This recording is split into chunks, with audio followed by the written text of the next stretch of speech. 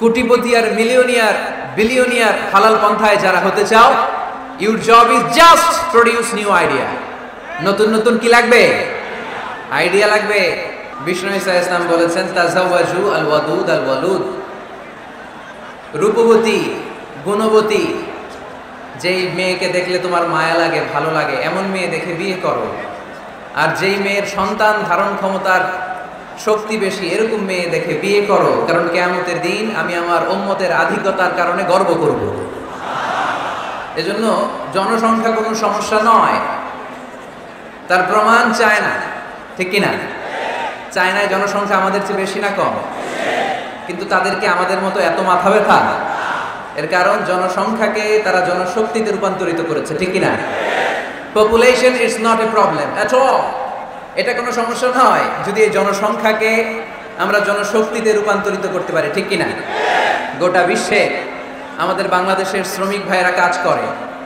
It's our pleasure, we are proud of it. আমি প্রায় বলি, আমরা দুই ধরনের ফাইটার পেয়েছি, দুই ধরনের যোদ্ধা আমাদের প্রিয় মাতৃভূমিকে হেফাজত করেছে। এক, ফ্রিডম ফাইটার, মানে মুক্তিযোদ্ধা, যাদের ত্যাগের কারণে, বুকের তাজা রক্তের কারণে আমরা পেয়েছি এই লাল সবুজের পতাকা, ঠিক কিনা? আরেকটা ফাইটার আছে, তাদের নাম হচ্ছে রেমিটেন্স ফাইটার, মানে রেমিটেন্স যোদ্ধা।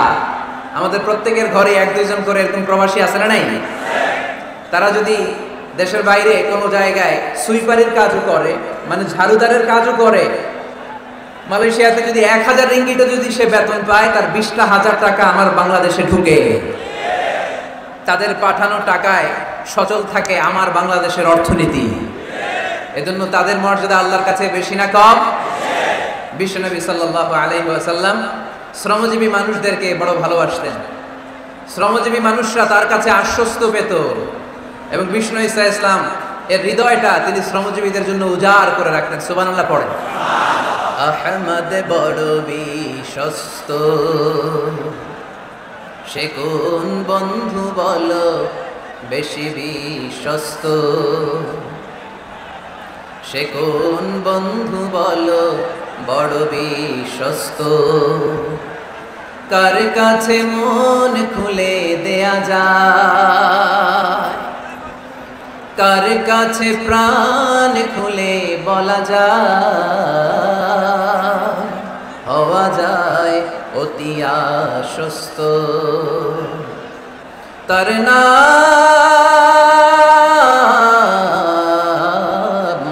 আহমদ বড় বিশ্বস্ত। সুবহানাল্লাহ পড়েন। শ্রমিকদের জন্য দিল দড়িয়া। শ্রমিক সাহাবীদের হাতে হাত রেখে, হাত শক্ত দেখলে চোখের পানি ছেড়ে দিতেন, বুকে জড়িয়ে নিতেন। মুসাফা করলে ওই শ্রমিক সাহাবী বিশ্বনবীর হাত থেকে ওই শ্রমিকের হাত সরানোর আগ পর্যন্ত বিশ্বনবী নিজের হাত সরাতেন না। এজন্য যারা শ্রমজীবী তাদেরকে ভালোবাসে কে? তারা মুস্তাজাবুদ দাওয়া, তাদের দোয়া কবুল, কারণ তাদের ইনকামের মধ্যে কোনো ভেজাল নাই। দোয়া কবুল হওয়ার জন্য প্রথম শর্ত হচ্ছে তার ইনকাম হালাল হতে হবে। ইউর ইনকাম শুড বি 100% হালাল। আপনার ইনকামে যদি ঝামেলা থাকে, ভেজাল থাকে, আপনার দোয়া আল্লাহর কাছে কবুল হবে? এখানে আপনারা অনেকেই আছেন, শ্রমজীবী আছেন না? বিভিন্ন ফ্যাক্টরিতে কাজ করেন আশেপাশে, এরকম কারা কারা আসছেন দেখি? আলহামদুলিল্লাহ পড়েন, হাত নামান। ব্যক্তিগত ব্যবসা পরিচালনা করেন, এরকম কারা কারা দেখি? মাশাআল্লাহ, মাশাআল্লাহ, আল্লাহ কবুল করো, হাত নামান। এরপর ইউনিভার্সিটির student, first year, second year, third year, fourth year, masters, MPhil, PhD, এই লেভেলে কারা কারা দেখি? মাশাআল্লাহ, মাশাআল্লাহ, আল্লাহ তুমি কবুল করো। ইউনিভার্সিটির নিচে এসএসসি, এইচএসসি, দাখিল, আলিম, কওমি মাদ্রাসার বিভিন্ন লেভেলে যারা যারা এসছে দেখি? মাশাআল্লাহ, হাত নামা। একবারও যারা হাত তোলেন না, এবার তারা হাত তোলেন। আপনারা কি করেন? শিক্ষকতা করেন? মাশাআল্লাহ, অনেক শিক্ষক প্রাইমারি স্কুল থেকে শুরু করে হাই স্কুলের, কলেজের, ইউনিভার্সিটির অনেক টিচাররা এসেছে। তারপর মাদ্রাসার অনেক সুপাররা এসেছে, আইম্মাতুল মাসাজিদ, মসজিদগুলোর ইমাম ভাইয়েরা এসেছে, মুয়াজ্জিন সাহেবরা এসেছে, মুহতামিম সাহেবরা এসেছে, বিভিন্ন পেশার ভাইয়েরা এসেছে। যারাই আজকে এই মাহফিলে এসে মাহফিলটাকে সার্থক করছে, আল্লাহ তাআলা আমাদের সবার জন্য এই মাহফিলটাকে নাজাতের ওয়াসিলা বানাক। আরো জোরে পড়ি আমিন। মানুষ যত বেশি হয় আলোচনা তত ছোট হওয়া উচিত। বিষ্ণু ইসলাম বলেছেন খুতাবুকুম তাবিলা সালাওয়াতুকুম কাসীরা। One of the minor signs before the day of judgment, your Islamic lectures will be very longer and your salah will be very shorter. কিয়ামতের আগে তোমাদের বক্তব্য হয়ে যাবে লম্বা, নামাজ হয়ে যাবে খাটো। এখন আমাদের সমাজে তাই হচ্ছে, ঠিক কি না? ঘন্টার পর ঘন্টা বক্তব্য হচ্ছে, এক একজন এক এক নিয়তে বক্তব্য শুনতে আসে। কেউ আসে স্লোগান দেওয়ার জন্য, কি দেওয়ার জন্য? কেউ আসে হুজুরকে দেখার জন্য, কেউ আসে হুজুরের কণ্ঠ শোনার জন্য আসে, কেউ আসে সেলফি নিয়ে যাবে। আজকে কি নিয়ে যাবে? আজকেও তুলছে কয়টা ধাক্কা ধাক্কির মধ্যে কে হুজুর তাকাইলে হাতটা এরকম বাঁকা করে রাখে, সেলফি। তো আমরা যেন এগুলো না করি। এই তাফসীর মাহফিলের মঞ্চগুলো পবিত্র মঞ্চ, খুবই পবিত্র, এগুলোকে যেন আমরা অপবিত্র করে না তুলি। কিন্তু দুঃখের সাথে লক্ষ্য করা যাচ্ছে এই মঞ্চগুলোকে আমরা হিংসা, বিদ্বেষ, বিষোদ্গার দিয়ে এটাকে নোংরা করে ফেলছি। এক আলেম আরেক আলেমের বিরুদ্ধে বলে স্টেজে বসে, আছে না নাই? একজন আরেকজনের কাফের ফতোয়া দেয়, আছে না নাই? আপনাদের গাজীপুরে আলহামদুলিল্লাহ এগুলো নেই। এটা একটা মহামারী এবং ভয়ঙ্কর অবস্থা। অন্যকে নিয়ে ব্যস্ত থাকা, অন্যকে সময় দেয়া। প্রিয় ভাইরা, স্রষ্টার দেয়া আমাদের জন্য সবচেয়ে দামি বিষয় হচ্ছে, আল্লাহর দেয়া সবচেয়ে দামি গিফট হচ্ছে আমাদের সময়। দামি গিফটের নাম কি? এই সময়টাই আমরা অন্যকে দিয়ে দিই। অন্যকে হিংসা করতে করতে এই দামি সময়গুলো নষ্ট করে ফেলে, এটা ঠিক না। আমারও অনেকে দেশে কাফের বলে, আছে না নাই? আমি অবাক হয়ে যাই, এই কাফেরের কথা শুনতে এতগুলো আল্লাহর ওলি কি করে আসে? আমার বুঝে আসে না, এই কাফেরের কথা শোনার জন্য এরকম ধাক্কা ধাক্কি হয় কেন? আল্লাহ তুমি হেদায়েত দান করো। আমি শুধু আল্লাহর কাছে সাহায্য চাই আর আপনাদের দোয়া চাই। দোয়া করবেন, বদদোয়া দিবেন না তো আবার। আর কে আমারে কাফের বললো, কে কি ফতোয়া দিল, আই ডোন্ট কেয়ার, ওইদিকে আমি তাকাই না। এর কারণ পিছনের দিকে তাকানোর সময় আমার নাই। চিল্লা এখন ঠিক কিনা?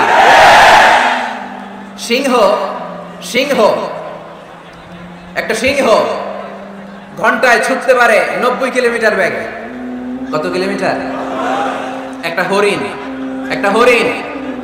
একটা হরিণ ঘন্টায় ছুটতে পারে 100 কিলোমিটার বেগে। তাহলে কে জোরে ছুটে? জোরে বলতে হবে। সিংহ কত কিলোমিটার? হরিণ। তারপরেও হরিণটা 100 কিলোমিটার বেগে ছোটার পরেও সিংহটার কাছে সে ধরা পড়ে যায়। এর কারণ সিংহ যখন ধরার জন্য ছোটে, সে শুধু সামনে তাকায়, সে পিছনে তাকায় না। আর হরিণ 100 কিলোমিটার বেগে ছোটার পরেও সে ধরা খেয়ে যাবার ভয়ে বারবার পিছনে তাকায়। আর পিছনে তাকার কারণে ওর গতিটা স্লো হয়ে যায় আর সিংহের হাতে বধ হয়ে যায়। পিছনে তাকাবার সময় আমাদের নাই। চিল্লায় বলো ঠিক কিনা? আমরা অহংকার শিখি নাই, আমরা হিংসা শিখি নাই। আমাদের বুকে আছে বুক ভরা ভালোবাসা। আমি বিএনপি বুঝি না, আওয়ামী লীগ বুঝি না, জাতীয় পার্টি বুঝি না, জামাত ইসলাম বুঝি না, তাবলীগ বুঝি না, পীরের মুরিদ বুঝি না। যারাই বলেছে লা ইলাহা ইল্লাল্লাহ, তার জন্য আমাদের হৃদয়ে জায়গা আছে না নাই? মুসলমান কেন, হিন্দুদের জন্য আমাদের বুকে জায়গা আছে না নাই? হিন্দু ভাই যদি বলে আমি পড়বো আশহাদু আল্লা ইলাহা ইল্লাল্লাহ ওয়া আশহাদু আন্না মুহাম্মাদ রাসূলুল্লাহ, তার জন্য আমাদের দরজা খোলা আছে না নাই? This is the beauty of Islam. এটা ইসলামের সৌন্দর্য। এটা অনেকে বুঝতে চায় না। আল্লাহ আমাদেরকে সহিহ সমঝ দান করুক, আমরা পড়ি আমিন। তো আমরা নিজের পায়ে দাঁড়াতে চাই। কার পায়ে? আমরা স্বাবলম্বী হতে চাই। কি হতে চাই? কাজ করার অনেক সুযোগ আছে। Just you have to generate new ideas, priceless ideas. You have to generate this. আপনাকে নতুন নতুন আইডিয়া দিতে হবে। নতুন নতুন আইডিয়া দিলেই আপনি মার্কেটে হিট করে ফেলবেন। আজকে সব গোমর ফাঁস করে দিয়ে গেলাম। কোটিপতি আর মিলিয়নিয়ার, বিলিয়নিয়ার হালাল পন্থায় যারা হতে চাও, your job is just produce new idea. নতুন নতুন কি লাগবে? আইডিয়া লাগবে। আইডিয়ার অনেক দাম। এই যে কিছুদিন আগে উবার নামে একটা কোম্পানির নাম শুনেছো তোমরা? কি নাম? গাজীপুরে চলে, শুধু শহরে না, ঢাকায়। আমি ওদের ব্যাপারে একটা রিপোর্ট পড়ে অবাক হয়েছি। এই উবারের কোনো পুঁজিপাতি কিছু নাই, ওদের কিছু অফিস আর স্টাফ। মানুষের গাড়ি দিয়ে ওরা ব্যবসা করে। মানে কইয়ের তেল দিয়ে কি ভাজে? কই ভাজে। এটাও বুঝেন আপনারা? কইয়ের তেল দিয়ে কই ভাজা। ওরা just they launch a company and they set up some staff. Company আছে, স্টাফ আছে, আর একটা মোবাইল অ্যাপস আছে। এই মোবাইল অ্যাপসের মধ্যে দিয়ে Where you intend to go? কোথায় যেতে চান লিখবেন, কোন জায়গা থেকে যেতে চান লিখবেন, গাড়ি এসে হাজির। আপনি টাকা পে করে দিবেন, ওই টাকার একটা পার্সেন্টেজ ওই কোম্পানির মধ্যে চলে যাবে। What an idea! সারা বিশ্বে এখন শুরু হয়েছে। আমেরিকার সান ফ্রান্সিসকো একটা স্টেট আছে, সেখান থেকে তারা এই উবারের কার্যক্রম শুরু করেছে। 775টা শহরে উবারের এই অপারেশন কার্যক্রম চালু হয়েছে। 63টা দেশে ওদের সেন্টার আছে। আমাদের ঢাকাতেও আছে না নাই? আমি অবাক হলাম, 2018 সালে ওদের প্রফিট, ওদের রেভিনিউ হচ্ছে 11.27 billion US dollar, 11.27 billion dollar. Could you imagine that? আপনি কি কল্পনা করতে পারেন? বসে বসে অন্যের গাড়ি দিয়ে, অন্যের মাল সামান দিয়ে, অন্যকে খাটিয়ে কোটি কোটি টাকার ব্যবসা। তারপরে এই যে আমাদের প্রত্যেকের একটা অ্যাকাউন্ট আছে এক জায়গায়, কি নাম? কি বুক? কি বুক? সবাই জানেন? হুজুর আপনারও আছে? মাশাআল্লাহ। এই যে ফেসবুকের জন্য আমরা খেটে যাচ্ছি, দিন নাই রাত নাই, আমরা যে স্ক্রলিং করছি, লাইক দিচ্ছি, শেয়ার দিচ্ছি, we all are the staff of Facebook. আমরা সবাই ফেসবুকের এমপ্লয়ি, কাজ করে যাচ্ছি। Just idea. এই আইডিয়া দেওয়ার কারণে কোটি কোটি বিলিয়ন ডলারের ওর মালিক বানায় দিছে কে? এজন্য নতুন নতুন আইডিয়ার দরকার আছে না নাই? আমাদের বাংলাদেশের ছেলেদের ভালো আইডিয়া আছে, তার প্রমাণ ওরা বানাইছে উবার, আমরা বানাইছি পাঠাও। আমরা বানাইছি কি? পাঠাও। এ চড়ছেন কারা কারা দেখি? ওরে আল্লাহ, all are the smart guys, মাশাআল্লাহ, হাত নামান। পাঠাও তো উবারের চেয়ে আরো দুর্দান্ত আইডিয়া। প্রাইভেট কার যেতে পারে না জ্যামের মাঝখানে, কিন্তু পাঠাও হচ্ছে মোটরসাইকেল রাইড, চিপাচাপা দিয়ে চলে যায়। আসলে নাই? তো এরপরে নতুন কি আসবে, এই দায়িত্বটা তোমার। তোমার মাথা থেকে বের করতে হবে এই এন্টারপ্রেনারশিপ, নতুন করে উদ্যোগী হতে হবে। এই ভাইয়ের মতো বিলিয়নিয়ার হতে চাও, মিলিয়নিয়ার হতে চাও, you have to generate new ideas. নতুন নতুন আইডিয়াই তোমাকে হালাল পন্থায় বিলিয়নিয়ার বানাতে পারে, ঠিক কি না? আর তাজরা সাদুকুল আমিন মা'আন নাবিয়্যিন ওয়াস সিদ্দীকিন ওয়াশ শুহাদা'i ওয়াস সালিহিন। আমানতদার, সত্যবাদী ব্যবসায়ী কিয়ামতের দিন নবীদের সাথে, শাহীদদের সাথে, সিদ্দীকিনদের সাথে, সৎ কর্মশীল ব্যক্তিদের সাথে দাঁড়িয়ে যাবে। চিৎকার করে পড়েন সুবহানাল্লাহ। এজন্য নতুন নতুন যত আইডিয়া আছে এগুলো আমাদের মাথা থেকে বের করতে হবে, তাহলেই আমাদের ব্যবসায় বরকত দিবে কে? সম্মানিত সুধী, তাই বলছিলাম আমরা নিজের পায়ে দাঁড়াতে চাই, আমরা কিছু করে দেখাতে চাই, আমরা স্বাবলম্বী হতে চাই। পরিশ্রম করতে হবে, পরিশ্রমের কোনো বিকল্প নেই। there is no alternative way to struggle. Struggle তোমাকে করতেই হবে। কেউ তোমাকে তোমার জন্য স্পেস তৈরি করে দিবে না। এই পৃথিবীতে কেউ কাউকে জায়গা দেয় না, এই পৃথিবীতে এসে জায়গা করে নিতে হয়। চিৎকার দিয়ে বলো ঠিক কিনা? হুঙ্কার দিয়ে পৃথিবীবাসীকে জানিয়ে দিতে হয় আমি এসেছি। মায়ের পেট থেকে যখন আমরা বেরোই, আমরা কি বলি? ওয়াও ওয়াও বলে নিজের অস্তিত্বের জানান দেই যে আমি এসেছি, এই পৃথিবীতে আমি জায়গা করে নিতে এসেছি। Life is not a bed of roses. এই পৃথিবী ফুলের বিছানো সজ্জা নয়। এখানে কষ্ট করতে হবে, পরিশ্রম করতে হবে, ঘাম ঝরাতে হবে। পরিশ্রমের ঘামে যে লোনা পানি থাকে, ওই লোনা পানিতে জন্ম নেয় সফলতার বীজ। এজন্য পরিশ্রম করতে হবে। সব নবীরা পরিশ্রমী ছিলেন, সব নবীরা কাজ করেছেন। সূরা জুমার এই 10 নম্বর আয়াতে আল্লাহ তাআলা আমাদেরকে মোটিভেট করে শিখাতে চেয়েছেন যে স্বাবলম্বী হও, নিজের পায়ে দাঁড়াও, কাজের সময় কাজ, নামাজের সময় নামাজ। আজকে এই স্লোগানটা এই মাহফিলের শুরুতে, মাঝখানে, শেষে বারবার বলে আমরা মুখস্থ করে নিয়ে যাব। কাজের সময়, সবাই বলেন নাই তো? সবাই বললে তো এই প্যান্ডেল কাঁপতে শুরু করবে। কাজের সময় এইভাবে আওয়াজ করতে হবে, পারা যাবে? নামাজের সময়, কাজের সময়, নামাজের সময়, সিনেমা দেখার সময় দেখা যাবে না। কাজের সময়, নামাজের সময়, এটা মনে থাকবে? মুখস্থ করা যাবে তো? আল্লাহ রাব্বুল ইজ্জা সূরাতুল জুমার 10 নম্বর আয়াতে মূলত আমাদেরকে এই মেসেজটাই দিতে চেয়েছেন। কাজের সময় কাজ, নামাজের সময়। ফাইযা কুদিয়াতিস সালাতু ফান্তাশিরু ফিল আরদি ওয়াবতাগু মিন ফাদলিল্লাহ ওয়াযকুরুল্লাহা কাসীরান লাআল্লাকুম তুফলিহুন। সুবহানাল্লাহ পড়েন। আল্লাহ বললেন যখন তোমাদের নামাজ শেষ হয়ে যায়, ফাইদা কুদিয়াতিস সালাতু, যখন সালাত শেষ হয়ে যায়, ফান্তাশিরু ফিল আরদি, জমিনে ছড়িয়ে পড়ো, ওয়াবতাগু মিন ফাদলিল্লাহ, আল্লাহর দেয়া ফজল তালাশ করো, রিজিক তালাশ করো, ওয়াযকুরুল্লাহা কাসীরান, আল্লাহর জিকির বেশি বেশি করো, লাআল্লাকুম তুফলিহুন, তোমাদেরকে সফল বানায়া দিবে কে? সিস্টেমটা খেয়াল করেন। ফাইদা কুদিয়াতিস সালাত, যখন সালাত শেষ, ফান্তাশিরু ফিল আরদ, when you are done with your salah, spread out to your workplace, তোমার কাজের জায়গায় চলে যাও। নাকি মসজিদে বসে থাকবেন? নামাজ শেষে কি করতে হবে? কাজের জায়গায় চলে যেতে হবে।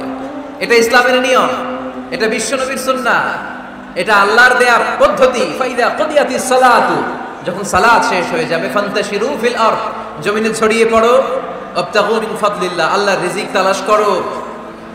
জমিনের মধ্যে আল্লাহর ফাদাল আছে, রিজিক আছে, এই রিজিকগুলো তালাশ করো। মসজিদে বসে থাকলে এই ফদল বা রিজিক কি পাওয়া যাবে? যাবে না। মসজিদে ঢুকলে রহমত পাওয়া যায়। গাজীপুরের ভাইয়েরা আওয়াজ তুলে বলেন, মসজিদে ঢুকলে কি পাওয়া যায়? এজন্য মসজিদে যখন আমরা ঢুকি, কোন পা দিয়ে ঢুকি? ডান পা দিয়ে ঢুকেই আমরা বলি আল্লাহুম্মা ইফতাহলি আবওয়াবা রাহমাতিক, O Allah, open for us the door of your mercy. আল্লাহ আমাদের জন্য আপনার সব রহমতের দরজাগুলো খুলে দেন। কারণ মসজিদে ঢুকলেই রহমত দেয় কে? আর মসজিদ থেকে যখন বের হই তখন রহমত নয়, তখন পাওয়া যায় ফদল। যে ফদলের কথা আল্লাহ ইয়াতে বললেন, আবতাগু মিন ফাদলিল্লাহ, এই ফদল মানে হচ্ছে রিজিক। তাই মসজিদ থেকে যখন বেরোই, কোন পা দিয়ে বেরোই? আর কি দোয়া করি? আওয়াজ করে বলেন, আল্লাহুম্মা ইন্নী আসআলুকা মিন ফাদলিক, মানে হে আল্লাহ, আমি আপনার কাছে আপনার ফদল চাই, রিজিক চাই। দুনিয়ার কেউ রিজিক দিতে পারে না, রিজিক দিতে পারে কে?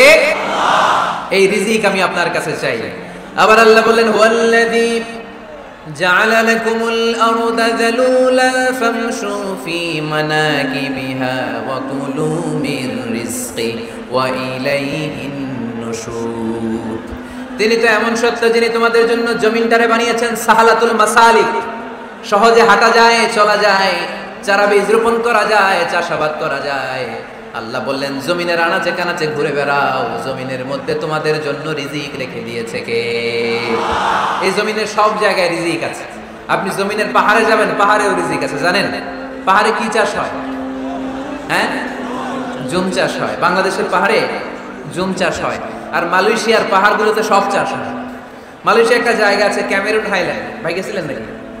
৬,০০০ ফিট উপরে, ঠান্ডা, প্রচন্ড ঠান্ডা। আমি প্রায় যাই, ওখানকার চা বাগানের স্নিগ্ধ হাওয়া আমাকে টানে খুব, বাতাসটা খুবই ক্লিন, ভাল লাগে।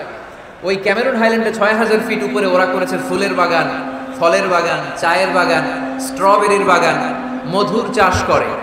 আর এই ৬,০০০ ফিট উপরে এই ভেজিটেবলস আইটেমগুলো দিয়ে তারা পুরো মালয়েশিয়ার খাদ্যদ্রব্যের যত সংকট, সব সংকট তারা দূরীভূত করেছে। সুবহানাল্লাহ পড়েন। তো ওনারা পাহাড়ের উপর চাষ করে, আর আমরা সমতল জায়গায় চাষ করতে চাই না। চাষাবাদ করতে আমাদের লজ্জা লাগে। কি লাগে? যুবক ভাইয়েরা, কাজে কোনো লজ্জা নেই। কাজে কি নেই? পরিশ্রমে লজ্জা নেই। লজ্জা হচ্ছে অলসতায়, লজ্জা হচ্ছে অকর্মণ্যতায়। আমরা কাজ করে খেতে চাই, পরিশ্রম করে খেতে চাই। রাজি আছো সবাই? এখন অনেকে রুফ গার্ডেনিং করে। রুফ গার্ডেনিং মানে ছাদের, বাসার ছাদের উপরে কি সুন্দর পেঁপে গাছ, আম গাছ। আমি নিজে দেখেছি, নিজেরা খায়, আশেপাশের প্রতিবেশীদের সবাইকে দেয়, বাজারে বিক্রিও করে। নিউ আইডিয়া, রুফ গার্ডেনিং করো। তারপরে একসাথে হাঁসের চাষ হয়, পানিতে হাঁসগুলো ভেসে বেড়ায়, আর নিচে মাছের চাষ হয়। এরকম অনেক যুবক আছে যারা এগুলো করে করে স্বাবলম্বী হয়েছে। আমরা এগুলো করতে চাই না, আমাদের লজ্জা লাগে। আমাদের হোটেলের মেসিয়ারি করতে লজ্জা লাগে, ছোট্ট ফুচকার দোকান দিতে আমাদের লজ্জা লাগে। কিন্তু বিশ্বনবীর ছাগল চড়াতে কোনো লজ্জা লাগতো না। কাজে কোনো লজ্জা আছে? লজ্জা কিসে দেয়?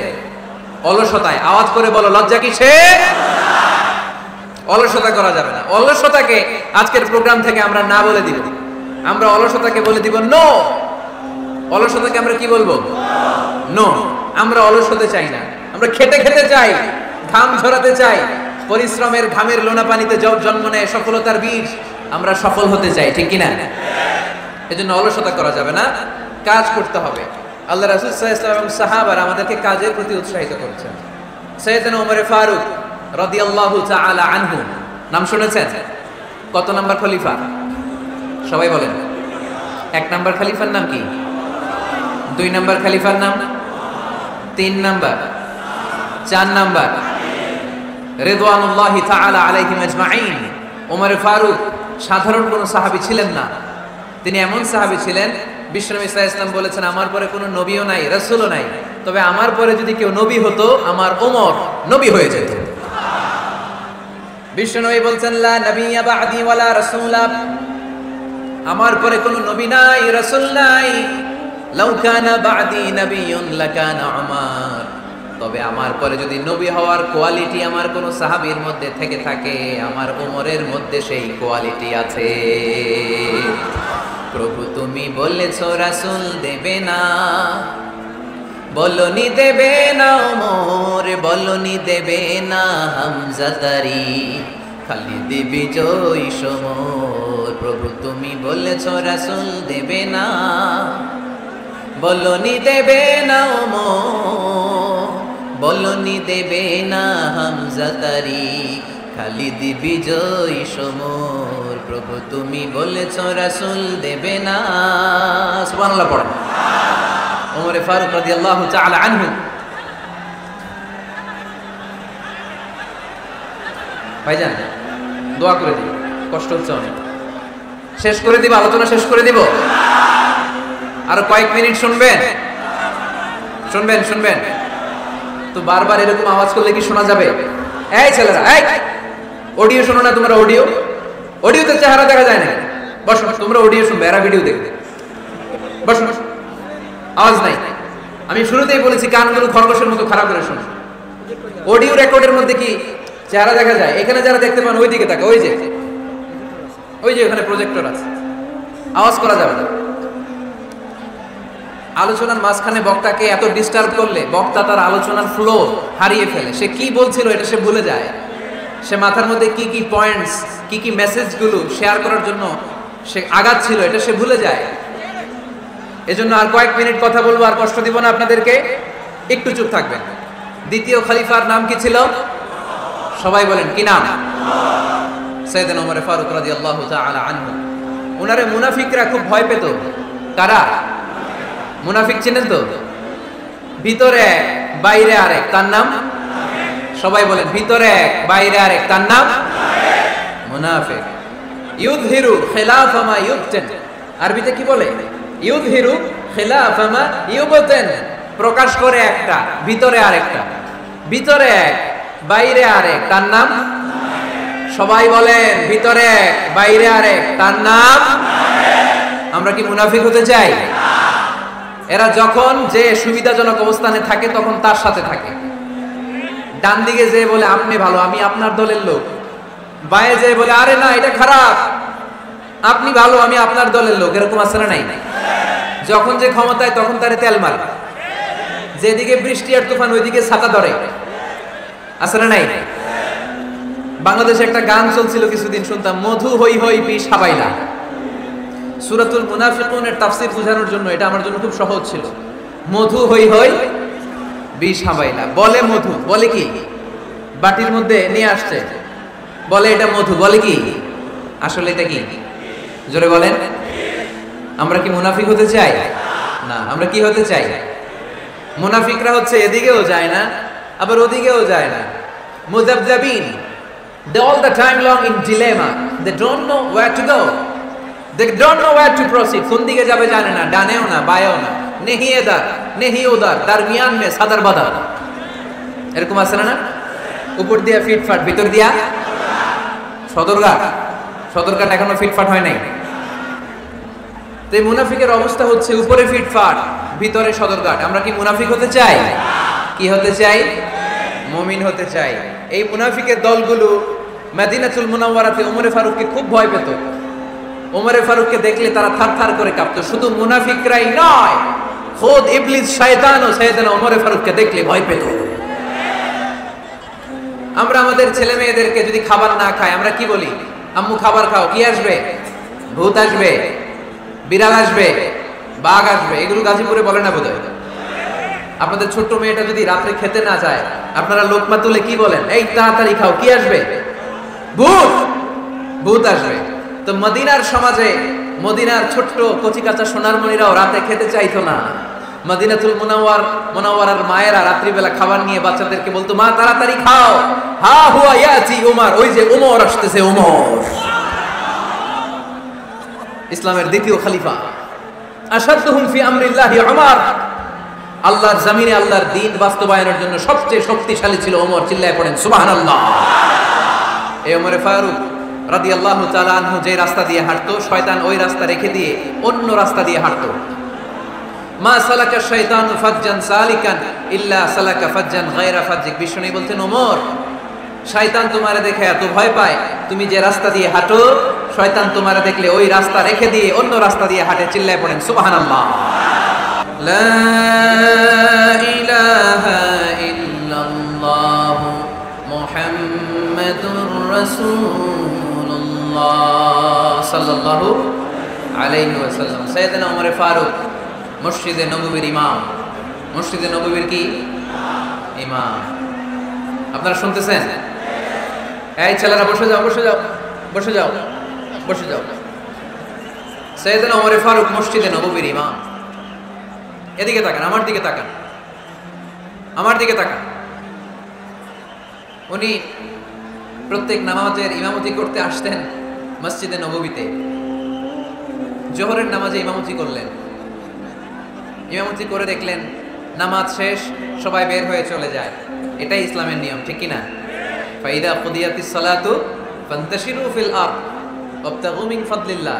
নামাজের সময় হ্যাঁ ফলাইছি, নামাজের সময় কাজের সময়, নামাজের সময় কাজের সময়। ফাইদা কুদিয়াতিস সালাত, যখন নামাজ শেষ হয়, ফান্তাশিরু ফিল আরদ, জমিনে ছড়িয়ে পড়ো। এটা ইসলামের আইন। তার মানে আল্লাহ বোঝাতে চাইলেন নামাজের সময় মসজিদে চলে যাও।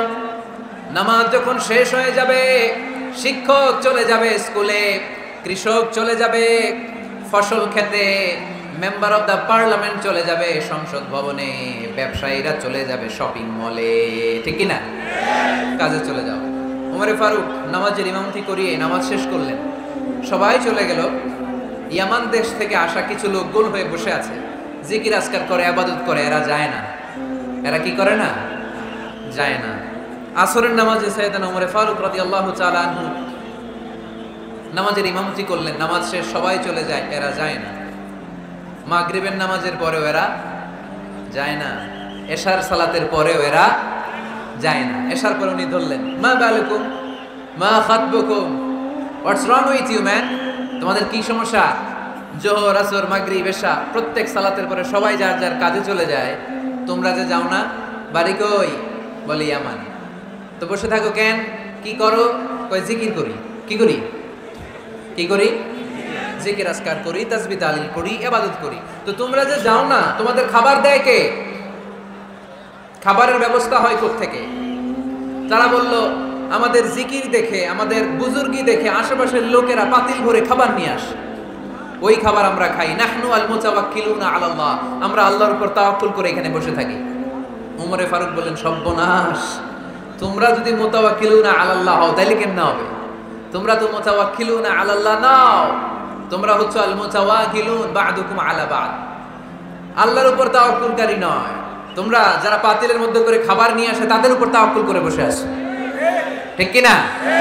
তোমাদের জিকিরও চলে, আবার মাথায় টেনশনও চলে। পাতিল কি ছোট আসবে না বড় আসবে? খাবারে আমার ভাগেরটা থাকবে কি থাকবে না, টেনশন আছে না নাই? কারণ অন্যের উপর নির্ভরশীল, নিজেরা রান্না করে নাই, নিজে তো বাজার করে নাই, নিজের তো অ্যারেঞ্জমেন্ট বলতে কিছু নাই, আরেকজন যা দিয়ে যাবে ওইটা খাবে। ওমরে ফারুক বুঝালেন, আরে বোকা, এটারে তাওয়াক্কুল বলে না। তোমার সাধ্যে যতটুকু আছে তার সবটুকুন করার পরে তুমি তাওয়াক্কুল করবে একজনের উপর, তিনি কে?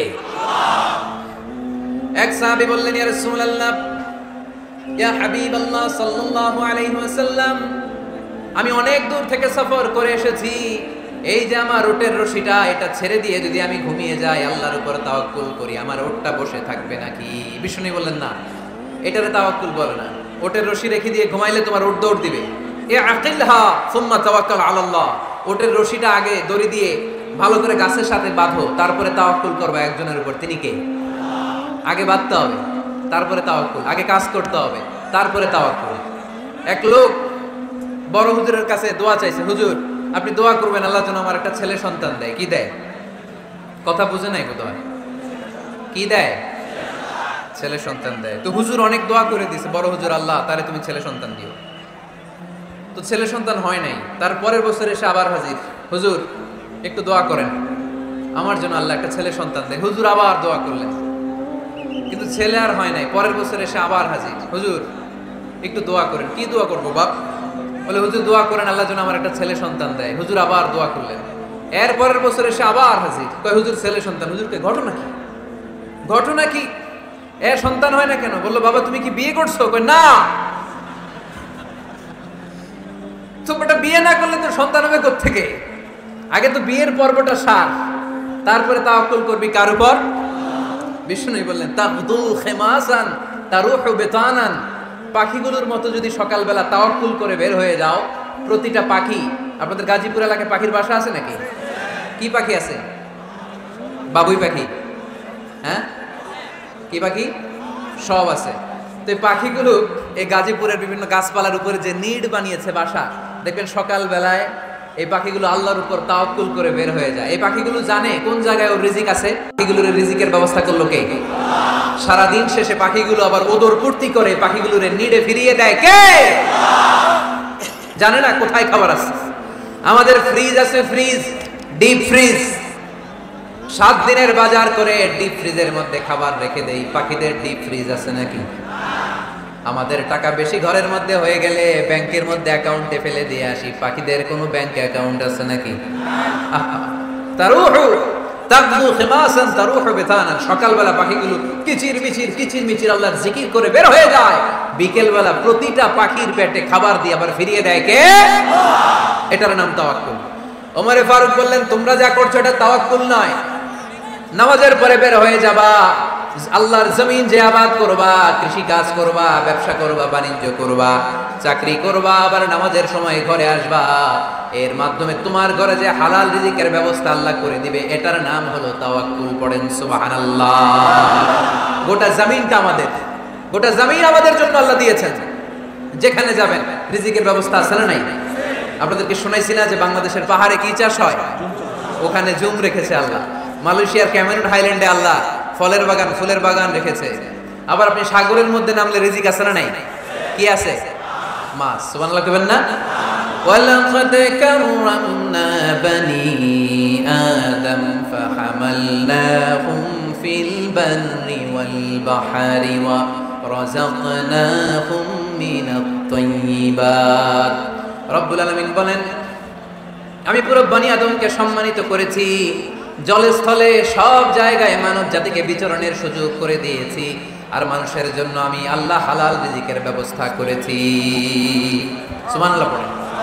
হালাল রিজিকের ব্যবস্থা আল্লাহ করেছেন। এজন্য everyone should be energetic, everyone should be active. আমাদেরকে অ্যাক্টিভ হতে হবে, এনার্জেটিক হতে হবে। শ্রম করে করে, কষ্ট করে করে আমাদেরকে আগাতে হবে। স্রষ্টা আমাদেরকে একটা যুদ্ধে ঠেলে দিয়েছেন, সংগ্রাম করে করে আমাদেরকে বেঁচে থাকতে হয়, ঠিক কিনা? এই জমিনে যখন আমরা এসেছি তখনই আমি সংগ্রাম করেছি। বিশ্বাস করেন, একজন স্বামীর 1 ফোঁটা বীর্যের মধ্যে যদি 20 কোটি শুক্রাণু না থাকে, কয় কোটি? আরো জোরে। 20 কোটি শুক্রাণু যদি না থাকে, 20 কোটি বা 2 কোটি শুক্রাণু যদি না থাকে, তাহলে ওই শুক্রাণু থেকে কোনো মানব সন্তান মায়ের পেটে জন্ম নেয় না। তাহলে চিন্তা করেন, ওই 20 কোটি শুক্রাণুর মধ্যে আমি একটা শুক্রাণু, ঠিক কিনা? এতগুলো শুক্রাণু ডিম্বাণুকে আঘাত করে অ্যাক্টিভ হতে চেয়েছিল। ওই 2 কোটির মধ্যে বাকি সবগুলোরে হারিয়ে চ্যাম্পিয়ন হয়েছিলাম সেদিন মায়ের গর্ভে আমি। চিল্লায় বলো ঠিক কিনা? সেদিন আমার হাত ছিল না, সেদিন আমার পা ছিল না, আমার চোখ ছিল না, আমার রেসপিরেটরি সিস্টেম ছিল না, আমার ব্রেইন সচল ছিল না, আমার মামা ছিল না, আমার দাদা ছিল না, আমার গায়ে শক্তি ছিল না। ওই কঠিন পরীক্ষায় যদি 2 কোটি কম্পিটিটরকে আমি হারিয়ে বিজয় লাভ করতে পারি, এই জমিনের বুকেও আমার কেউ হারাতে পারবে না। চিল্লায় বলো ঠিক কিনা? আমরা এসেছি বিশ্বকে জয় করার জন্য, জয় করার জন্য। আবার যখন মায়ের পেট থেকে বের হই তখন আমাকে সংগ্রাম করে বেরোতে হয়। এইখানে তোমরা আমার ছোট্ট সোনামণিরা সিজারে হইছো কারা কারা? দেখি সিজারে, যে হুজুর আমি সিজারে পৃথিবীতে এসেছি। হাত তোলো। কয়েকজন হাত তুলছে, মাশাআল্লাহ। ঠিক আছে, অসুবিধা নেই, হাত নামাও। এটা একটা প্রাকৃতিক নিয়ম। মায়ের পেট থেকে পৃথিবীতে আমরা এইভাবে আসি। কেউ প্রাকৃতিক পদ্ধতিতে আসি, কেউ সিজারে আসে। যারা সিজারে আসছে তারা এই কষ্টটা সহ্য করে নাই, তাদের অন্য ধরনের স্ট্রাগল পৃথিবীতে আসার পরে। কিন্তু আমরা যারা নরমাল প্রসেসে এসেছি সেই সময়টার কথা খেয়াল করেন। আমাদের দেহের সাইজ অনেক বড়, আমাদের ওজন অনেক বেশি, কিন্তু আমাদের মায়ের যেই অঙ্গটা দিয়ে আমরা পৃথিবীতে এসেছি ওই জায়গাটা বড় সরু, খুব ছোট্ট একটা জায়গা দিয়ে এই বিশাল দেহ নিয়ে আমাকে সংগ্রাম করে আসতে হয়েছে, ঠিক কিনা? এবং এটা ল্যাবরেটরিক্যালি প্রুভড, সায়েন্টিফিক্যালি অ্যাটাস্টেড যে এটা একজন বাচ্চার জন্য, নবজাতক নিউবর্ন বেবির জন্য খুবই স্বাস্থ্যকর, খুবই হেলদি। কারণ এই ছোট্ট জায়গাটা দিয়ে, মায়ের ওই ছোট্ট অঙ্গ দিয়ে আমরা যে পৃথিবীতে আসি, আমাদেরকে একটা চাপ সহ্য করতে হয়। ওই চাপের কারণে আমার নাকের ভিতরে, কানের ভিতরে যে ধরনের দূষিত গ্লিসারিন আছে, পদার্থ আছে, এগুলো সব বের হয়ে যায়। আর এই প্রচন্ড চাপটা আমাদের দেহটাকে কর্ম সহিষ্ণু হয়ে গড়ে তুলতে সাহায্য করে। সুবহানাল্লাহ। নিয়ে আসেন এখানে, নিয়ে আসেন শেষের দিকে। এভিডেভিট নেই, পরে হবে। তাহলে আপনারা দায়িত্ব নিয়ে এভিডেভিট করবেন, শুধু শাহাদা পড়বে আমার হাতে। ঠিক আছে, ফাইন। সেই দিন আমরা স্ট্রাগল করে পৃথিবীর বুকে এসেছিলাম। যেদিন মায়ের পেট থেকে যুদ্ধ করে আমাকে পৃথিবীতে আসতে হয়েছে, ওই দিন আমার কান ছিল? এখনকার মতো কানের শক্তি ছিল? এখন যে হাতে শক্তি, ওই শক্তি ছিল? ওই কঠিন পরিস্থিতিতে যদি আমি সংগ্রাম করে টিকে থাকতে পারি, বর্তমান সময়ে আমাদেরকে কেউ আটকায় রাখতে পারবে না, পারবে না। ইন্নাকা কাদিহুন ইলা রাব্বিকা কাদহান ফামুলাকি। আল্লাহ বললেন, ও বনি আদম, তোমাকে কষ্ট করতে করতে আমার কাছে আসতে হবে। আবার আল্লাহ বললেন, লাকাদ খালাকনাল ইনসানা ফি কাবাদ। আমি বনি আদমকে, দুনিয়ার সবগুলো মানুষকে কর্মসহিষ্ণু করে তৈরি করেছি। সুবহানাল্লাহ বলো। কর্মসহিষ্ণু।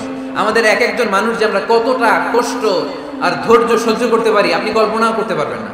নর্মাল প্রসেসে আমাদের মা যেদিন আমাদেরকে ডেলিভারি দিয়েছিলেন, তখন আমাদের মা 57 ইউনিট প্লাস। সুস্থ মানুষ ব্যথা সহ্য করতে পারে 45 ইউনিট। কত ইউনিট? কিন্তু আমাদের মা যেদিন আমাদেরকে দুনিয়ার বুকে এনেছিলেন, সেদিন আমার মা, আপনার মা ব্যথা সহ্য করেছিল 57 ইউনিট প্লাস, 57 ইউনিটেরও বেশি। এই ব্যথাটা সাধারণ কোনো ব্যথা নয়। একটা অ্যাক্সিডেন্টে আপনার দেহের 20টা হাড় বা হাড্ডি ভেঙে গেলে যত ব্যথা, তার চেয়েও বেশি ব্যথা আমার মা সহ্য করেছিলেন। আমার মাকে ওই দিন এই ব্যথাগুলো সহ্য করার তৌফিক দিয়েছিলেন কে? তাহলে কি পরিমাণে কষ্ট সহিষ্ণুতা আর কর্ম সহিষ্ণুতা নিয়ে যে আমরা জন্মাই, আমাদের কোনো ধারণাই নাই। এজন্য আমি প্রায় বলি, ছেলে মেয়েদেরকে, সন্তানকে ননির পুতুল করে গড়ে তুলবেন না। ছেলে মেয়েদেরকে কষ্ট সহিষ্ণু করে গড়ে তোলেন। প্রতিকূল পরিবেশে কি করে নিজের অস্তিত্ব জানান দিতে হয়, এমন করে আমরা আমাদের মুসলমান সন্তানদেরকে গড়ে তুলবো। চিল্লায় বলেন ঠিক কিনা? লাকাদ খালাকনাল ইনসানা ফি কাবাদ। আমি মানুষকে দুঃখ কষ্টের মধ্যে তৈরি করেছি। আসসালামু আলাইকুম। বাবা, আপনার সাথে ফোনে কথা হয়েছিল? জি জি। মোটামুটি একটা চেয়ার দেন, আছে? দেন, ছোট কি আছে? আলহামদুলিল্লাহ, আপনাদের এলাকার, আপনাদের মা ও মাটির সন্তান, গণমানুষের নেতা, মুক্তিযুদ্ধ বিষয়ক মন্ত্রণালয়ের মাননীয় মন্ত্রী মহোদয় আগম মোজাম্মেল হক সাহেব ইতিমধ্যে আমাদের মাঝখানে এসে উপস্থিত হয়েছেন। আমরা সবাই পড়ি আলহামদুলিল্লাহ। গত রাতে ওনার সাথে ফোনে কথা হয়েছে, তো আমি ভাবিনি যে এত ব্যস্ততার মধ্য দিয়ে উনি চলে আসবেন। আপনাদের কাজে ব্যস্ত থাকতে হয়। আমরা আসলে অনেকে জানি না যে এমপি মন্ত্রীরা কতটা ব্যস্ত থাকে।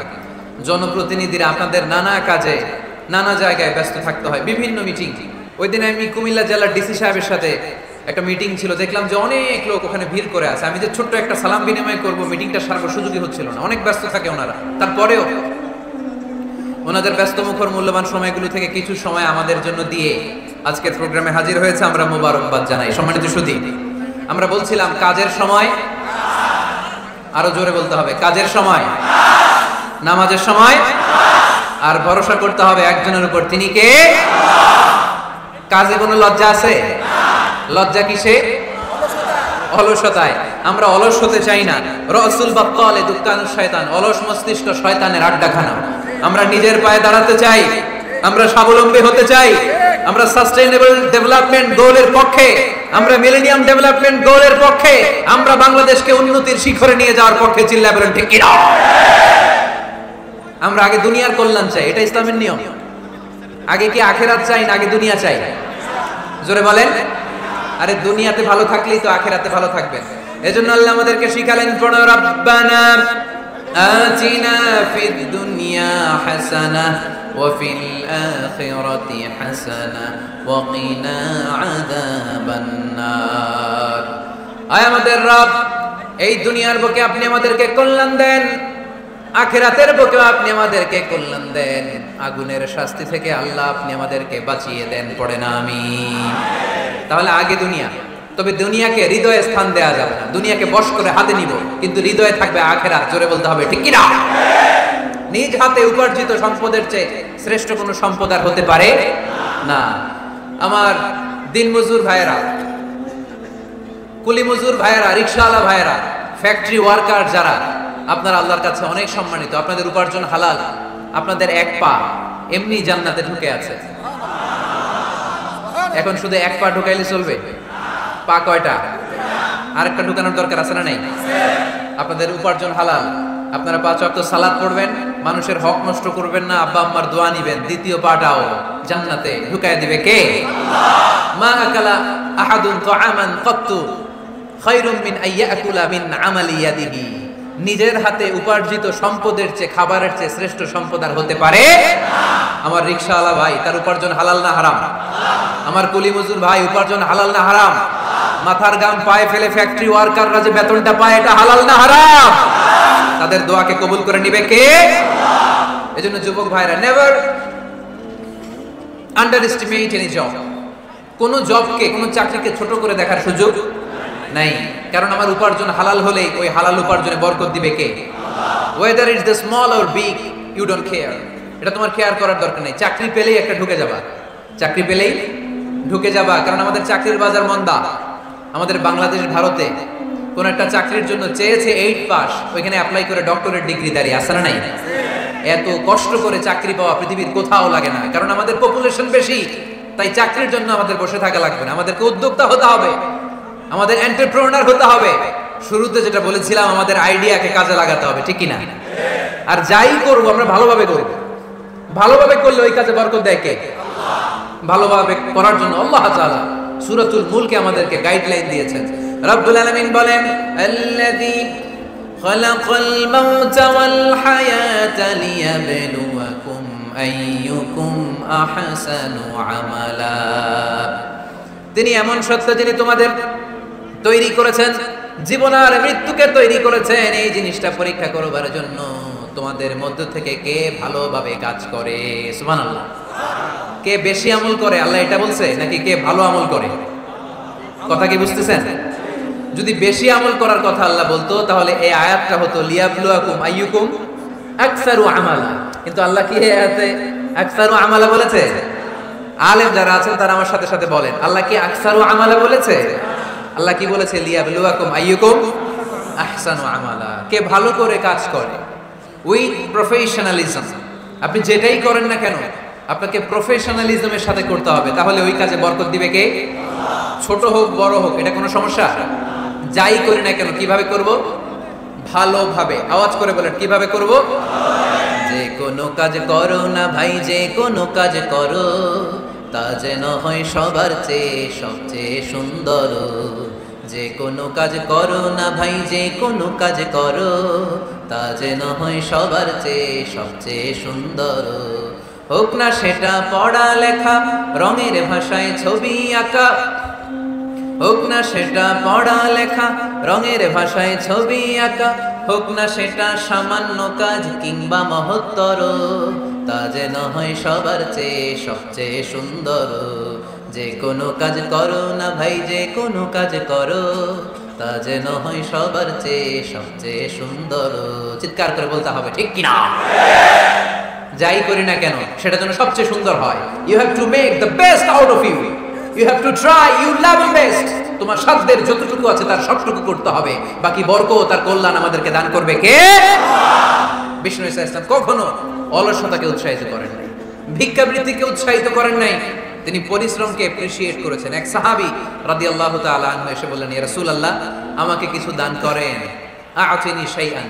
বিষ্ণু বললেন, তুমি ভিক্ষা করো, তোমার ঘরে কিছু নাই? সাহাবী বললেন, লা ইয়া রাসূলুল্লাহ, কিছু নাই। বিষ্ণু ইসলাম আবার প্রশ্ন করলেন, কিছুই নাই? সে বললেন, হ্যাঁ আছে। কি আছে? একটা জামা আছে, জামা, আর আছে একটা পানি খাওয়ার জগ। দুইটা জিনিস আছে, একটা কি আর একটা পানি খাওয়ার জগ। বিষ্ণু বললেন, দুইটা নিয়ে আস। সাহাবী রাদিয়াল্লাহু সাহাবীর হাতে দিয়ে বললেন, যাও, 1 দিরহাম দিয়ে তোমার পরিবার পরিজনদের জন্য খাবার কিনে নিয়ে যাও, আর 1 দিরহাম দিয়ে একটা কুঠার কিনে নিয়ে আস। কি কিনে নিয়ে আসো? সবাই বলেন। কুঠার চিনেন আপনারা? কুঠার দিয়ে কি করে? গাছ কাটে। ওই সাহাবী আরেক দিরহাম দিয়ে একটা কুঠার কিনে নিয়ে আসলেন। বিশ্বনবী সাল্লাল্লাহু আলাইহি ওয়াসাল্লাম নিজ হাতে ওই কুঠারের একটা হাতল লাগাই দিলেন। সুবহানাল্লাহ পড়তে পারলেন না মজা করে? হাতল ছাড়া কুঠার ধরা যায়? ধরা যায় না। বিশ্বনবী কাঠের একটা হাতল লাগাই দিলেন।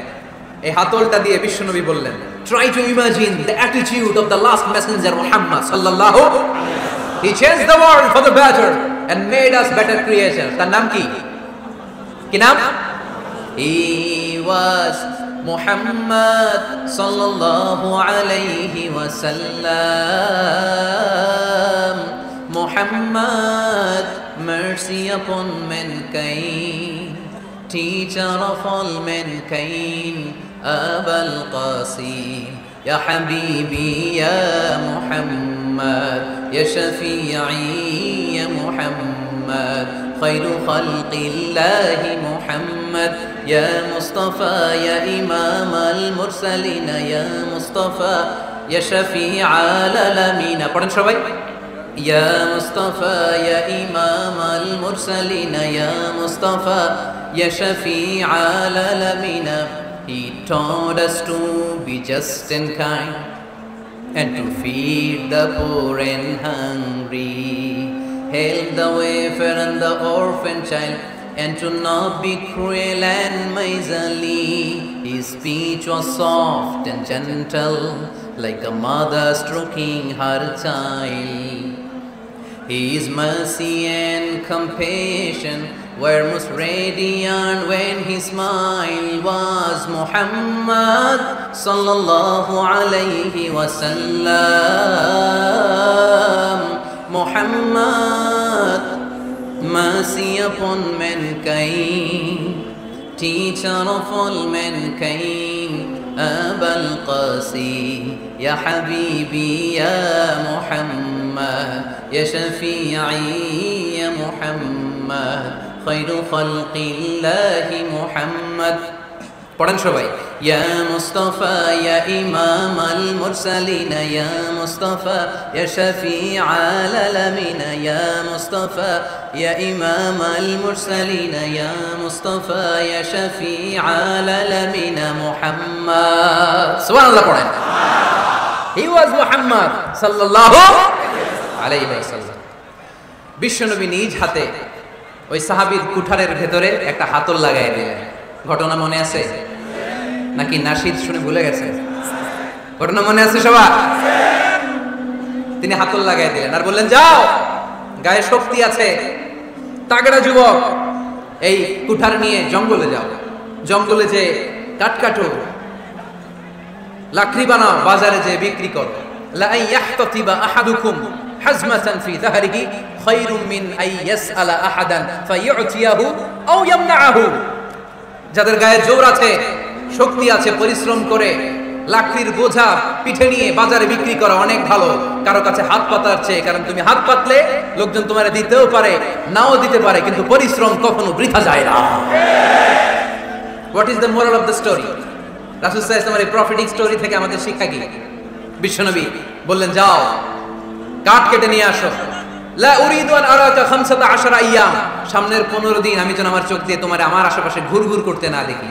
সাহাবী চলে গেলেন, কাঠ কাটতে আরম্ভ করলেন, বাজারে বিক্রি করতে আরম্ভ করলেন। 15 দিনের ব্যবধানে 10 দিরহাম নিয়ে বিশ্বনবীর দরবারে ওই সাহাবী হাজির হয়ে গেলেন।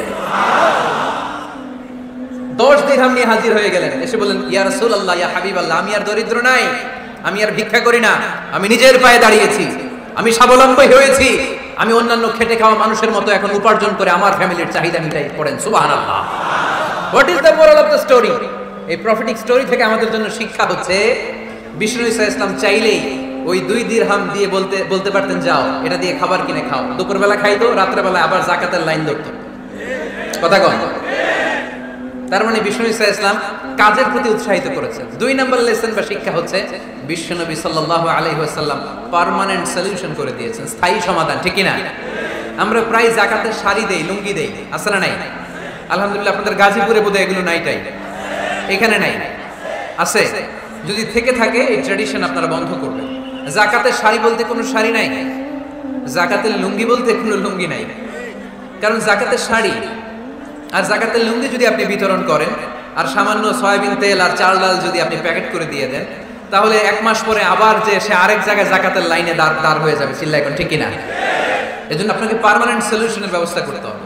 আমি সব জায়গায় বলি যে প্রতিটি জেলার বিজনেস ম্যাগনেট যারা আছেন তারা সবাই মিলে একটা জাকাত ম্যানেজমেন্ট প্ল্যাটফর্ম গড়ে তুলুন। সেখান থেকে এমনভাবে জাকাত দিন যাতে মানুষ স্বাবলম্বী হতে পারে। স্বাবলম্বী বানানোর জন্য, দারিদ্র বিমোচনের জন্য জাকাত এসেছে, জাকাতের শাড়ি লুঙ্গি বিতরণের জন্য নয়। আর জাকাতের শাড়ি এত পাতলা, মশারি কি পাতলা, এর চেয়েও পাতলা। দেখছেন কখনো? এটার একবার ধোয়ার পরে দ্বিতীয়বার পরা যায় না। একবার ধোয়ার পরে শাড়ির দিকে তাকাইলে শাড়ি আপনার দিকে বেশি মেরা থাকবে। কথা বলেন ঠিক কিনা? এইভাবে শাড়ি লুঙ্গি দেওয়া যাবে? এভাবে তো শাড়ি লুঙ্গি বিতরণ করলে যারা লাইন ধরে জাকাত নিতে আসলো, এই আল্লাহর বান্দাদেরকে অপমান করা হয়। আর আল্লাহ বললেন ওয়ালাকাদ কাররামনা বানি আদম, আমি পুরো বানি আদমকে সম্মানিত করেছি। ফেরেশতার সম্মান বেশি না মানুষের? বুঝা শুনা বললেন কার? তুমি মাটির আদমকে প্রথম সৃষ্টি করিয়া ঘোষণা করিয়া দিলে শ্রেষ্ঠ বলিয়া, তাই তো নূরের ফেরেশতা করে আদমকে সেজদা। সুবহানাল্লাহ পড়েন। তাই তো নূরের ফেরেশতা করে আদমকে সেজদা। সবার চেয়ে সম্মান দিলে মাটির আদমকে। পড়েন আল্লাহু আল্লাহু তুমি জাল্লে জালালুহু, শেষ করা তো যায় না গে তোমার গুণগান। আল্লাহু আল্লাহু সুবহানাল্লাহ পড়েন। আহা, মানুষের মর্যাদা সবচাইতে বেশি। এজন্য যাকাত যারা নিতে আসে তাদেরকে অপমান করা যাবে না। এর কারণ যাকাত দিয়ে আপনি কোনো করুণা করেননি, বরং ওরা যাকাত নিয়ে আপনাকে এই ফরজ ইবাদত করার সুযোগ করে দিয়ে আপনার প্রতি করুণা করে গিয়েছে। আওয়াজ করে বলেন ঠিক কি না? অনেকে মনে করে আমি যাকাত দেই, আমি মনে দয়া করছি, আমি মনে হয় করুণা করছি। আচ্ছা, যারা গরিব ওরা যদি যাকাত না নেয় ওর সমস্যা আছে? নিমু না জাকাত। কিন্তু আমি যদি বলি দিমু না, আমার খবর আছে না নাই? আমার জন্য দেয়া ফরজ, ওর জন্য নেয়া ফরজ না। তাই আমি দিয়ে করুণা করিনি, ও আমার কাছ থেকে যাকাত নিয়ে জাহান্নামের আগুন থেকে আমাকে বাঁচিয়ে ও আমাকে দয়া দেখিয়েছে।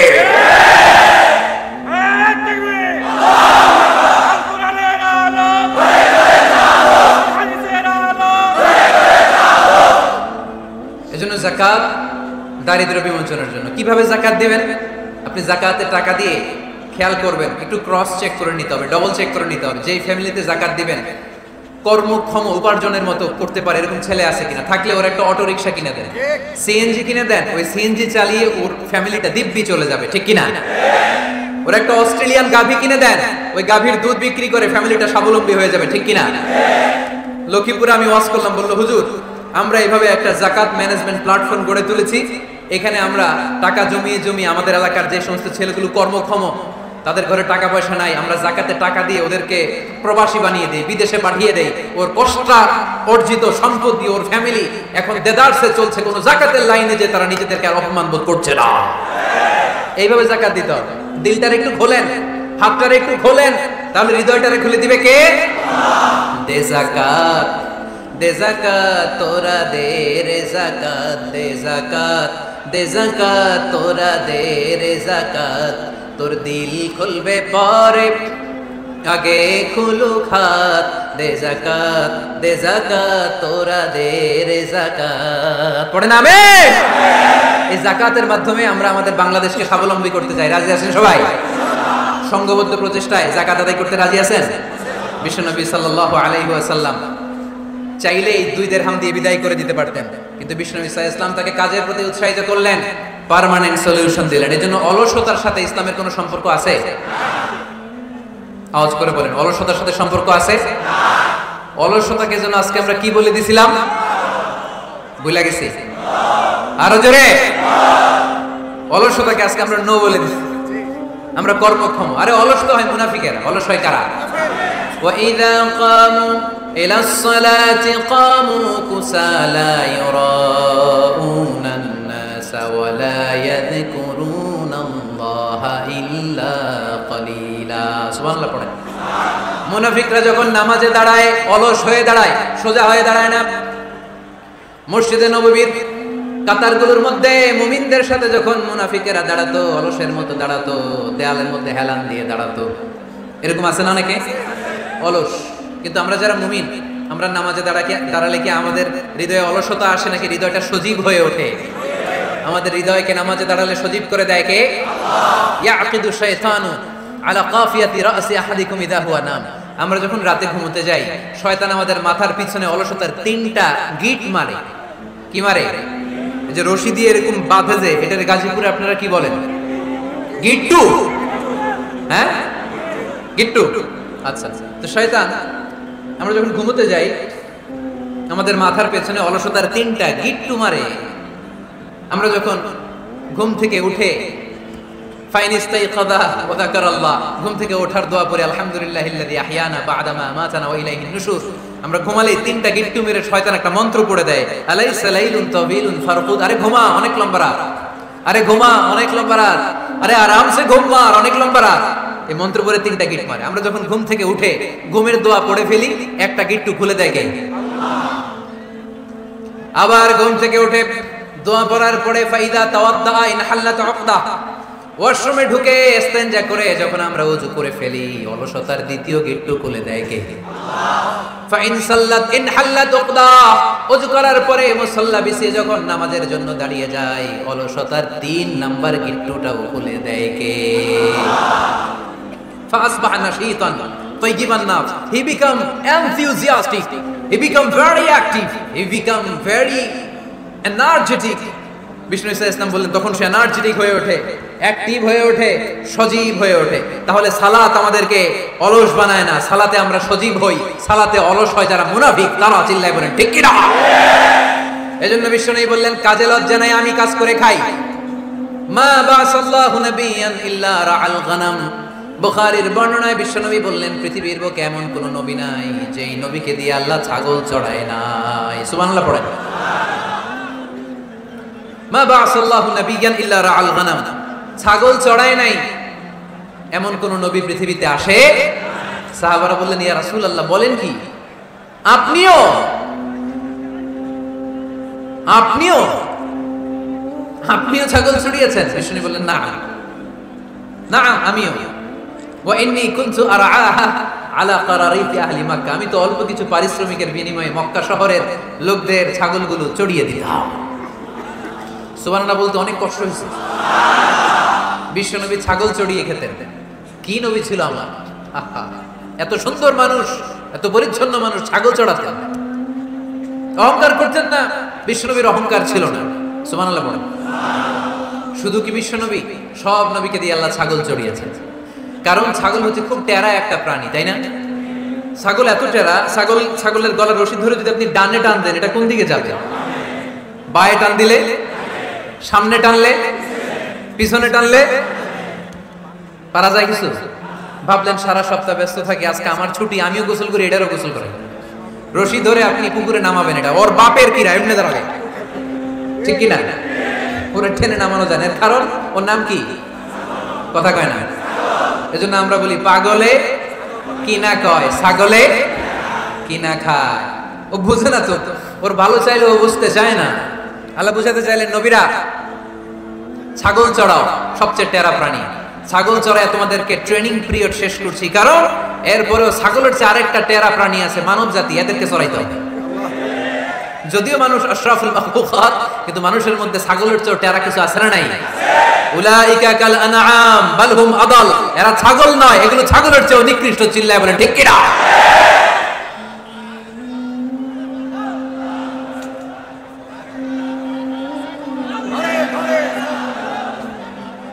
এই এরকম আওয়াজে স্লোগান দিলে চলবে?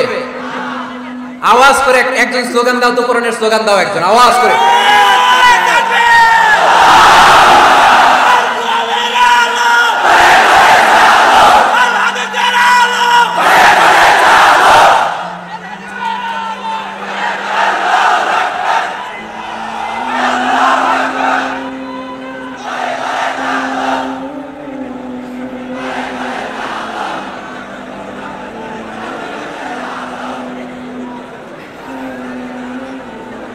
ঘুম চলে গেছে না? হ্যাঁ, এখনো আছে। আওয়াজ তুলে পড়েন লিল্লাহে তাকবীর, লিল্লাহে তাকবীর, লিল্লাহে তাকবীর। সব নবীরা ছাগল চড়িয়েছেন।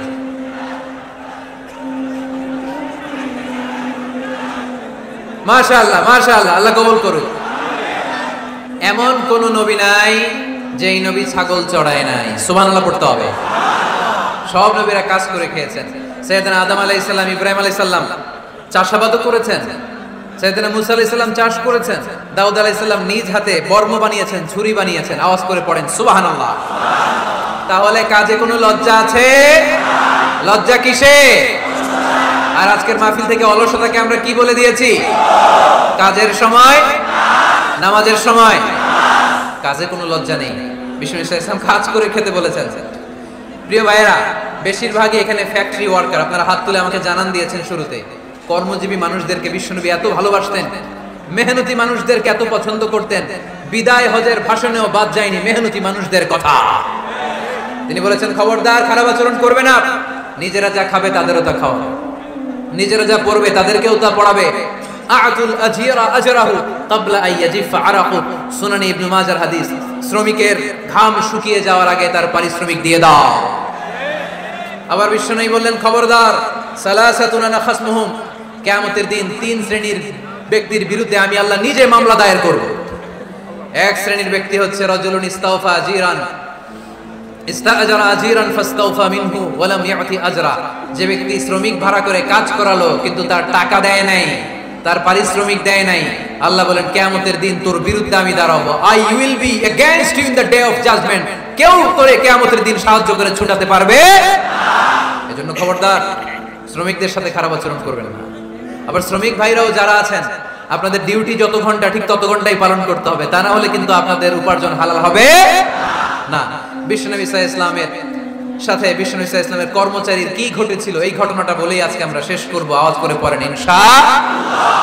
আমরা অনেকে মাইক পেলে বড় বড় ভাষণ দেই, কাজের মেয়েদের সাথে খারাপ আচরণ করবেন না, শ্রমিকদের অধিকার, নারীদের অধিকার, বড় বড় এরকম বক্তব্য আছে না নাই? বিশ্বনবী শুধু শ্রমিকদের অধিকারের কথা বক্তব্যের মধ্যে সীমাবদ্ধ রাখেন নাই, ওনার ব্যক্তিগত জীবনেও এগুলো পাবেন। বিশ্বনবী সাল্লাল্লাহু আলাইহি সাল্লামের অ্যাপয়েন্ট করা শ্রমিক, ওনার দাস, ওনার কর্মচারী সাহাবীর নাম ছিল আনাস রাদিয়াল্লাহু তাআলা আনহু। কি নাম ছিল? উনি বিশ্বনবীর ব্যাপারে কি কমেন্টস করছে আমরা শুনে আজকের আলোচনার ইতি টানবো। আওয়াজ করে পড়তে হবে ইনশাআল্লাহ। সাধারণত কর্মচারীরা মালিকের বিরুদ্ধে ভালো কথা বলে ইল্লা মাশাআল্লাহ। অনেক মালিক আছে অনেক ভালো, তাদের ব্যাপারে আবার ভালো বলে। সাধারণত কারো ব্যাপারে যদি আপনি তথ্য নিতে চান, আপনি তার ওয়াইফের কাছ থেকে তথ্য নেন, তার কর্মচারীর কাছ থেকে নেন, তার বাড়ির দারোয়ান থেকে নেন, তার ঘরের কাজের মহিলার কাছ থেকে নেন, তার ড্রাইভারের কাছ থেকে নেন, তাহলেই তার ব্যাপারে আসল সব তথ্য বের হয়ে আসবে। দেখুন বিশ্বনবীর কর্মচারী বিশ্বনবীর ব্যাপারে কি বলে। সাহাবীর নাম সবাই বলতে হবে, সাহাবীর নাম রাদিয়াল্লাহু তাআলা আনহু। উনি বললেন, বিশ্বনবী যখন মক্কা থেকে মদিনায় হিজরত করলেন, হাজার হাজার মদিনাবাসী বিশ্বনবীর সাথে দেখা করতে গেল। যারাই দেখা করে সবাই বিশ্বনবীর হাতে কিছু না কিছু হাদিয়া দেয়, যারাই দেখা করে হাতে করে বিশ্বনবীর হাতে কিছু না কিছু দিয়ে দেয়। সুবহানাল্লাহ পড়ে। তাহাদাও তাহাব্বু, একে অপরকে হাদিয়া দিবেন, মহব্বত বাড়াই দিবে কে? হাজবেন্ড স্ত্রীকে গিফট করবেন, স্ত্রী আবার হাজবেন্ডকে গিফট করবেন, বন্ধু বন্ধুকে গিফট করবেন, গার্লফ্রেন্ড আবার বয়ফ্রেন্ডকে গিফট করতে যায় না। তাহলে ভেজাল আছে না নাই? চেক এন্ড ব্যালেন্স করতে হবে। আমি প্রায় বলি, ভালোবাসবেন জায়গা মতো। স্ত্রীকে ভালোবাসলেও সওয়াব আছে না নাই? স্ত্রীর সাথে অন্তরঙ্গ সময় কাটালেও সওয়াব আছে না নাই? কিন্তু এই সময় যদি শালীর সাথে কাটান, ঝামেলা আছে না নাই? ভাবির সাথে কাটালে ভেজাল আছে না নাই? যারাই বিশ্বনবীর সাথে দেখা করে সবাই বিশ্বনবীর হাদিয়া দেয়। সাইয়েদনা আনাস রাদিয়াল্লাহু তাআলা আনহু বর্ণনা করেন, আমার আম্মা জান দেখা করতে আসলেন আমাকে নিয়ে, আমি ছোট্ট আনাস। আমার আম্মা জান দেখলেন, লাম ইউবকি রাজুলুন ওয়ালা ইমরাআতুন মিনাল আনসার ইল্লা তাহাফাকা বিতুহফাতিন ইয়া রাসূলুল্লাহ। আমার আম্মা এসে বলে, ও রাসূলুল্লাহ, মদিনার যারাই আপনার সাথে দেখা করতে আসলো সবাই এসে আপনারে হাদিয়া দেয়। ওয়া ইন্নী লা আকদিরু আলা মা উতহিফুকা বিহি। ও নবী, আমার তো এমন কোনো সাধ্য নাই যে আমি আপনারে হাদিয়া দেব, আমার কাছে কোনো টাকা পয়সা নাই। ছোট্ট ছেলে আনাস রে নিয়ে এসে বলল, ইয়া রাসূলুল্লাহ, মদিনার সব লোকের আপনার সাথে দেখা করে আর হাদিয়া দেয়, আমি গরিব মানুষ, আমি আপনারে কি হাদিয়া দেব গো নবী?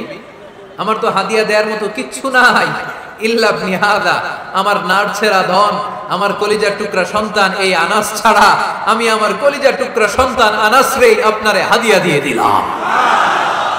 খুদ হাদা ইয়া রাসূলুল্লাহ, আমার সন্তান আনাসকে আপনি নেন, ইয়াখদুমুক মা বাদালাক, সে যদ্দুর পারে আপনারে খেদমত করবে। সাইয়েদনা আনাস বলেন, সেদিন থেকে আমি বিশ্বনবীর খাদেম, কি আর খেদমত করব, নবীর মেসওয়াক এনে দেই, জামা এনে দেই। 10 বছর খেদমত করার পরে বিশ্বনবীর খাদেমের মুখে শুনুন বিশ্বনবী কেমন আচরণ করতেন সাইয়েদনা আনাস রাদিয়াল্লাহু তাআলা আনহুর সাথে। সাইয়েদনা আনাস বলেন, খাদিমতু রাসূলুল্লাহি 10 সিনিন, 10টি বছর আমি আমার বিশ্বনবীর পেয়ারা নবীর খেদমত করলাম। ফামা দারাবানি, একদিনের জন্য বিশ্বনবী আমার গায়ে হাত তোলা নাই, পড়েন সুবহানাল্লাহ। ওমা সাব্বানি, একদিনের জন্য আমার গালি দেয় নাই, বকা দেয় নাই। ওমা আবাসা ফি ওয়াজহি, একদিনের জন্য বিশ্বনবী বিরক্তির চেহারা নিয়ে আমার দিকে তাকায় নাই, ভ্রু কুচকে এরকম আমার দিকে তাকায় নাই। আমরা রেগে গেলে, বিরক্ত হলে কি করি? আমাদের ভ্রুগুলো কুচকে যায়। আনাস রাদিয়াল্লাহু তাআলা আনহু বললেন, একদিনের জন্য আমার পিট্টি দেয়া তো দূরের কথা, আমাকে পিটানি দেয়া তো দূরের কথা, আমাকে মারে নাই, আমাকে গালি দেয় নাই, কোনোদিন আমার দিকে বিরক্তির সাথে তাকায় নাই। ওয়ালা ক্বালা লি লিমা সানা'তা ওয়ালা লিমা লা সানা'তা, কোনোদিন এও বলে নাই আনাস এটা কেন করলা, ওইটা কেন করো নাই। চিৎকার করে পড়েন সুবহানাল্লাহ।